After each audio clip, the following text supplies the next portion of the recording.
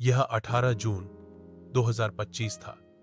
शाम से ठीक पहले, जब फ्लाइट AI 584 अक्षर एयरवेज द्वारा संचालित एक एयरबस A320 सरदार वल्लभभाई पटेल अंतर्राष्ट्रीय हवाई अड्डे की ओर उतरी।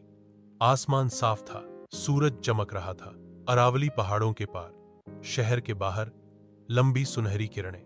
कैप्टन नेहा शर्मा कॉकपिट में 10,000 घंटे से अधिक समय के साथ एक अन्यथा नियमित दृष्टिकोण पर विमान का मार्गदर्शन कर रही थी।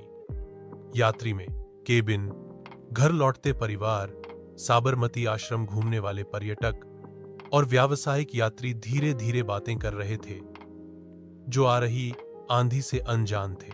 शाम 6:23 बजे स्थानीय समय पर लैंडिंग से बस 5 मिनट पहले कैल मित्रता हुई।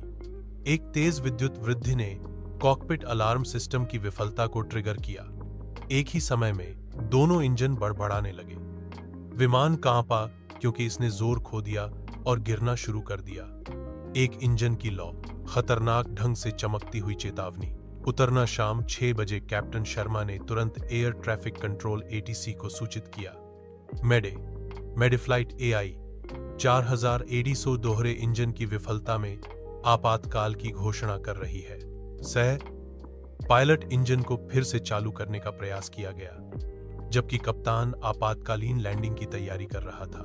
दुर्घटना स्थल एयरबस साबरमती नदी के हरे तटबंधों पर नीचे ग्लाइड करते हुए उत्तर की ओर के किनारों से टकरा गई। रनवे से कुछ किलोमीटर पहले एक संकीर्ण खेत के किनारे धड़ ताड़ के पेड़ों की एक पंक्ति से कट गया।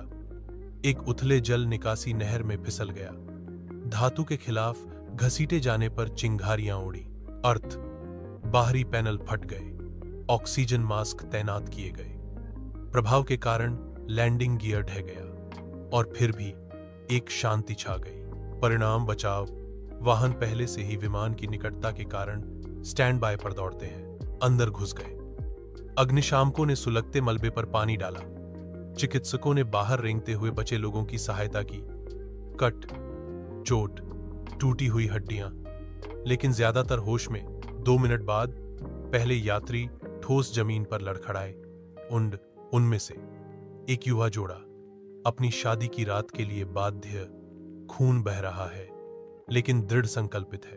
एक बूढ़ा आदमी अपने पसंदीदा कैमरे को पकड़े हुए था, हालांकि डिवाइस टूटा हुआ था। उसकी मुस्कान बनी रही। छात्रों का एक समूह दांत एक शिक्षा मेले से लौट रहे हैं, लचीलेपन में हाथ पकड़े हुए।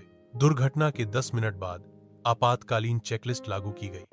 समय पर एयर बैग गिर गए, पीछे की स्लाइड फूल गई। ऑक्सीजन और केबिन क्रू वे जितना हो सके घबराहट को शांत करते रहे। पायलट की त्वरित कार्रवाई उनके शांत समन्वय के साथ निस्संदेह जीवन बचाया।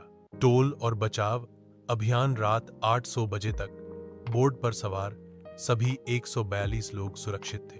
प्राप्त जानकारी के अनुसार अधिकारियों ने पुष्टि की 4 मौतें पहली श्रेणी में, 2 सीधे प्रभाव के आघात के कारण, 24 गंभीर रूप से घायल, 114 अन्य मामूली से मध्यम चोटों से पीड़ित।